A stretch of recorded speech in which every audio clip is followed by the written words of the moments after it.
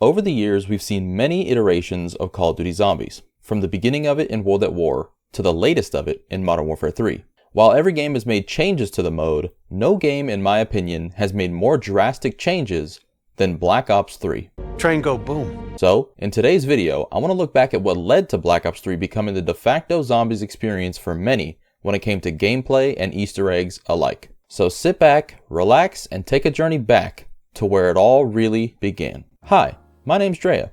I make videos like these on games that I enjoy. So, if you like that kind of thing, be sure to subscribe because I'd love to see you around. Anyways, with that out of the way, let's get into the video. COD Zombies was started as a passion project by a few devs at Treyarch while the studio was developing World at War. As World at War was being developed, devs within Treyarch started to realize the magic that they had created with zombies. When people around the studio would play the mode and try and get to higher and higher rounds with every attempt on what was at the time Nacht der Untoten. As Treyarch saw the success of the mode internally, they pitched the mode to Activision and were told that the only way they could include the mode is if they didn't advertise it and made it an Easter egg that was unlocked after beating the campaign. At the time, Treyarch was having a fair bit of issues on World at War's development, so the devs didn't have extra time to work on a third mode. But instead, the devs went out of their way and used lunch breaks and whatever free time they had to add to the mode. Over time, they created the map that we got at launch, Nacht der Untoten. We later got 3 extra maps via DLC, with the first being Verrückt, the second being Shinonuma, and the third being Der Riese. This concluded the World at War lifecycle, and Treyarch began development on their next project. After the success of World at War, Jimmy Zielinski was made director of zombies on Black Ops 1, meaning he was to oversee the entire zombies project for the foreseeable future with the game. Black Ops 1 released to universal praise. Campaign was amazing and still my favorite COD campaign to date. Multiplayer was booming and players were loving it even more than World at War. Now, many of you may be asking, what happened to Zombies? Well, I'll tell you what happened. Zombies in Black Ops 1 was better than ever. It launched with the most remembered map in Zombies history, Kino der Toten. The best zombies map of all time.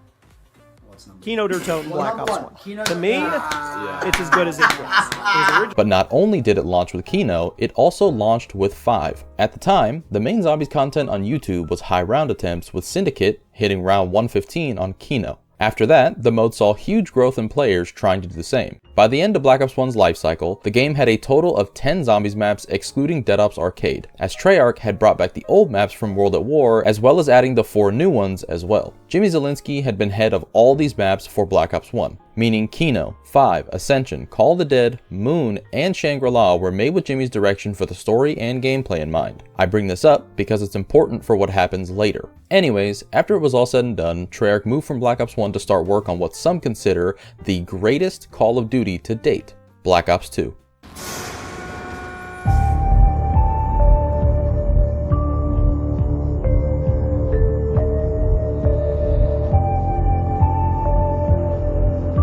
With the release of Black Ops 2, it was revealed that Jimmy Zielinski would not be alone in heading the Zombies mode.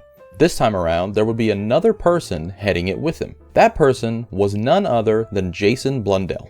Black Ops 2 Zombies launched with Transit, a map in which a lot of people's eyes was a flop. But at the time, it was pretty innovative, as we'd never really seen anything like it in the past. Along with Transit came Farm, Town, and Bus Depot. Each one of these maps were sections of Transit, each turned into their own round-based map. As the DLC season started, we learned that the maps released moving forward would be in this order: Jimmy, then Jason, then back to Jimmy, and finally ending with Jason again. So, the first map, Die Rise, launched and pretty much fell flat almost immediately. Like, I'm talking people hated the map and actively avoided it like the plague. So, Zombies started to struggle a bit. But then, DLC 2, aka Mob of the Dead, was released, and to everyone's surprise, it was an absolute banger. Woo!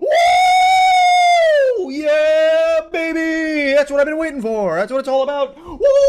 The new map added a sort of fetch quest into the game, with players needing to fill a plane full of gas in order to fly to the Golden Gate Bridge. Yes, you heard that right, so that they may access Pack-a-Punch. It was safe to say that the fanbase loved the new style and gameplay loop in the new map, and Treyarch took the feedback and ran with it. Next up was DLC 3, Jimmy's next map, and that map was Buried. I know now that most Zombies players look back at this map with fond memories, especially when you consider what junk is being pushed out nowadays. But when the map first dropped, it was met with some mixed reception to say the least, and Treyarch started to notice that Jimmy's maps weren't performing as well as they usually did. So, after the 4th DLC was announced, players were happy to learn it was headed by Jason Blundell, and they were hoping he wouldn't disappoint. Hype was at an all-time high, and I'd say the hype was warranted, as what dropped as the final map of Black Ops 2's DLC season was Origins. This map to this day is many players' favorite map, if not in their top 5 favorite maps. The map had an insane atmosphere, with 1,000-foot robots walking through the map at any given time. But not only that, the map was set in the Great War, and the characters we knew and loved, younger selves, were introduced as a setup to the future of zombies. After Black Ops 2's life cycle was over, Treyarch yet again went to work on their next project. But little did they know, their next game would shake the world of zombies forever. Treyarch revealed Black Ops 3 on April 26, 2015. The fans of Call of Duty were a little skeptical of it at first, as it was fresh off the heels of Advanced Warfare. But Zombies fans couldn't have been more excited, as it had also been revealed that Jason Blundell was leading the Zombies team for the entire game that year. I still remember loading up Black Ops 3 for the first time and seeing how incredible the game looked for the year that it was made. I'd even say that Black Ops 3 might be the best looking game of the series. Despite the hype for the game early on, the hype quickly started to die down after release, as the game was hit with mixed reviews from critics and fans alike. The campaign still might be the worst campaign to date for a COD game, and fans were getting tired of the advanced movement. Personally, I think the movement fit the game perfectly, but at the time, I really only played multiplayer to mess around with friends. So now, you're probably asking yourself, well, what about zombies? The Zombies mode in Black Ops 3 launched with 2 maps. An all-new map named Shadows of Evil, and another map we all played before named Der Riese. Zombies fans were ecstatic, as the older fans loved Der Riese and newer fans loved Shadows of Evil, in turn making all players satisfied. But that was all about to change as the DLC season started. Remember when I said fans were excited that Jason was heading zombies? Well, it was mainly the newer fans that enjoyed Mob of the Dead and Origins from Black Ops 2. The older fans liked the simpler route that Zombies had taken back in the day, as it was exactly that, simple. The reason this became a problem was because Jason Blundell had a way of making very interesting and unique maps, but sometimes overcomplicating them. Which leads me to the first DLC, Der Eisendrache. I'm a sucker for medieval castles. That's where we're going in Der Eisendrache. When DLC 1 launched, it was met with overwhelming positive feedback, as most players loved the bows and the progression of the map. But as time went on, the older Zombies players started to become more frustrated as they felt the game wasn't being made the way that they had liked. This soon became a trend, with every DLC map becoming a chore to play unless you were a hardcore fan of zombies or would be willing to look up guides on how to open Pack-a-Punch or even just turn on power. Hi guys, Mr. Ruffles here. Take the second DLC, Zetsubo no Shima for example. In order to turn on power, you had to find a bucket, collect irradiated water, then dump that water into a generator in 2 different locations of the map. Yeah, gone were the days of a simple power switch, for that map at least. Not only that though, Zetsubo also had a mini-boss zombie that would only take damage if you hit spores on its body. This made casual players of the mode hate the new map as they just found it too difficult.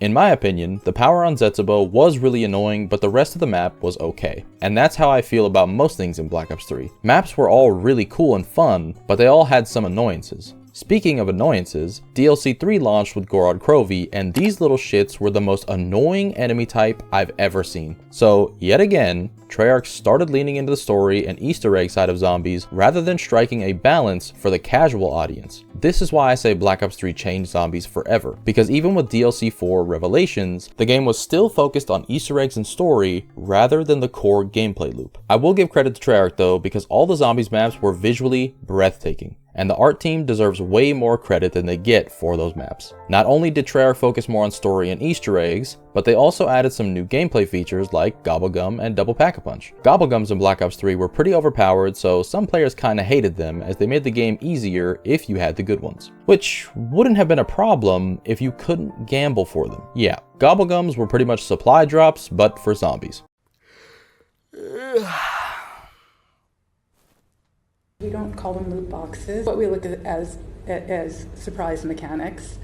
Oh, I just don't like that. Mom! Double Pack-a-Punch was, in my eyes, probably the best thing they've added to zombies since Pack-a-Punch itself, as when you double packed your gun, it would randomly get an ability such as Blast Furnace, Fireworks, Turned, and Deadwire. These added some OP abilities to your weapons that would proc every so often to give a huge damage boost, which in turn made high rounds much more attainable. With the new movement system in the game, zombies players could now slide, which changed the mode entirely, as now players had a quicker way of moving around the map, which later turned into some nice movement tech, i.e. the slide jump. Okay, last but not least, Treyarch also introduced ultimates for your character, like in multiplayer. These were specific to each map, so Shadows of Evil had a sword, Der Eisendrache had splody sticks, I don't know what they're called, Zetsubo had the skull of Nansapwe, Gorod had a mini dragon, which by the way was badass, and Revelations had the splody sticks as well. This made the game feel so much different from every other zombies game. And the reason I bring this up is because not only did they change core mechanics of zombies, but they also added to the core mechanics in ways that players didn't necessarily vibe with. Everything we've just talked about is the reason I say that Black Ops 3 changed zombies forever,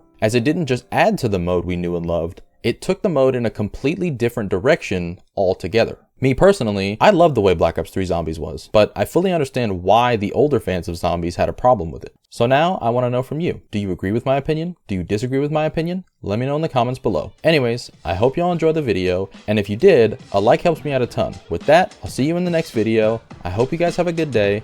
Goodbye.